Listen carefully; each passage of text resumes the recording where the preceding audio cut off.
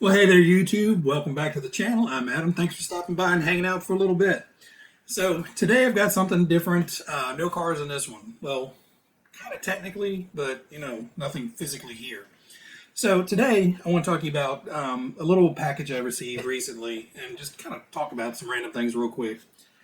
So, recently I got contacted by Darren from Back in the Day RC, and he said he had something he wanted to send me. So we talked a little bit, and he eventually sent me a nice little care package from over the pond. And what spawned this was he got inspired by the Mad Max buggy build that I did, and he is currently working on his own. So I'll leave a link in the description to his channel so you can go over and check out his progress on his. And if you haven't seen mine, well, then check this video out here. But anyway, basically, he sent me some stuff, and half of it I'm going to show you now, half of it I'm not. Technically, right now, what I'm going to show you is the bonus that was in the box. So, in the box, he sent me 4 classic RC car magazines. Radio Race Car and the Model Cars RC magazine, or Radio Controlled Model Cars, I guess. So, I put a whole bunch of pictures up. I kind of went through all of them and picked a few, some of the color pictures in there, some of the cool ads, the type of stuff that, I lived for back in the day.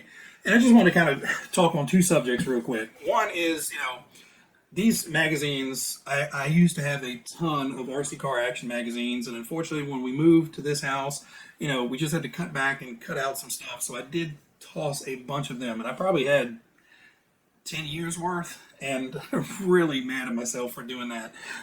It's just fun to go back and look and see, the old ads, the pricing changes. It's weird to see some cars that are selling today for basically the same price they were selling for 25 years ago. It's just kind of amazing to me that, the prices, everybody complains on how expensive the hobby is, but, it's always kind of been this expensive. But anyway, I'll put a montage of pictures up at the end. But I was just thinking as I was browsing through these, because there's 1988, 1990, 93, and 89 in here. So right in that wheelhouse of me just being enthralled with, sitting there staring at pictures month after month when these things came in and looking at all the ads and, sitting down my piece of paper and pencil trying to scribble out an idea and a plan of how to save up the money to get some of these things. I don't know, I'm an old guy, I'm reflecting on yesteryear, but, I really kind of miss that. Now it's like, oh, what does this website have? What does this website have? Oh, well, nobody has it here. I'll order it from Japan. And, that stuff wasn't what we did back in the day. I mean, you either went to the hobby shop or you had to call, pick up the phone that was corded to the wall and call a hobby shop somewhere and have your parents place an order over the phone and wait an undetermined amount of time. There was no tracking. You just ordered your stuff and it showed up eventually, hopefully. But there was a big element of imagination flipping through these magazines. I mean, seeing some of these ads in black and white, you really had to sit there and just stare at it and envision it and imagine it. So, some of the charm of that is lost, but I'm not complaining. The instant gratification of the internet is awesome. If I need a part, I've got 38 different websites that I can choose from and figure out who's got the best price, the quickest shipping, and how much can I get for the amount of money I want to spend. So, I'm not complaining. I'm just kind of reminiscing back on the olden days. And the other thing I wanted to mention was, everybody out there that, interacts with the channel, interacts with in the comments and everything, everybody seems to be really great. The whole hobby is about fun. I know everybody gets hung up on certain aspects. I kind of fall into a couple different categories. I'm getting more into the shelf queens and, keeping them as nostalgia and, not tearing them up. But there's a few that I don't mind running and beating up and having a good time with. And I have a few ones that I bought intentionally to go out there and tear up.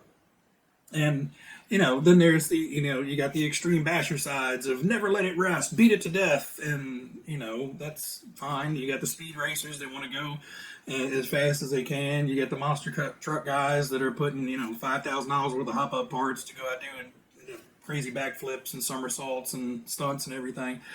It has a niche for everybody.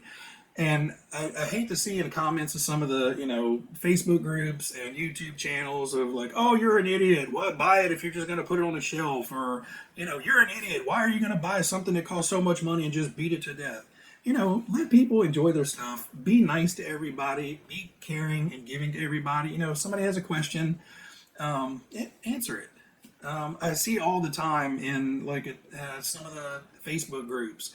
Somebody asks a very, very simple question, and they get beat down with stupid ass answers of people wanting to be sarcastic jerks. And I'm sure most of it is unintentional, but still, if you're asking a simple question, more than likely you've looked for it and you just don't understand. Or you just don't have the means to look for it. You don't know how to look for it or where to look for the answer. So you're asking a group of people that are supposed to be, intelligent and informed in the hobby. And if somebody asks me like, hey, why does this thing have this many wires and what wires do I plug this into? Or, hey, I'm pulling the trigger and it's going backwards and forwards and forwards and backwards. And, you get a bunch of idiots in the comments be like, did you check your flux capacitor? Just answer the question. This might be the first car he's ever had.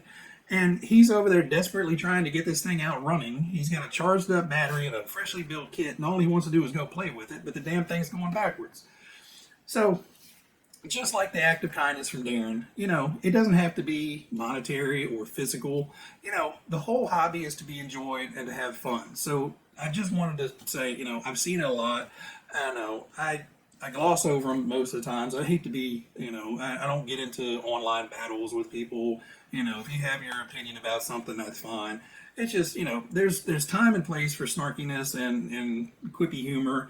But when somebody's asking a newbie question, give them the benefit of the doubt and, help them out. Sometimes Google is a great thing, but you have to know what to ask Google to find out. You can't say, hey, when I pull the trigger and forward and it goes in reverse, Lord knows what that's going to bring up. But anyway, guys, the point of the story is, enjoy the hobby, have fun with it, and, share your knowledge, share your information with everybody out there. Have a good time with it, enjoy each other. Just try not to be a tool. It's the moral of the story. Don't be a tool. Anyway, guys, I'm going to leave you guys with a bunch of just still images and some nice relaxing music to enjoy as you kind of virtually browse through some of the cool magazines that Darren sent me. Thanks a bunch, Darren. I appreciate it. Everybody run over and check out his build series of his Mad Max build he's got going on. And everybody out there, as always, be happy, be healthy, be safe, and I'll catch you guys next time. Bye.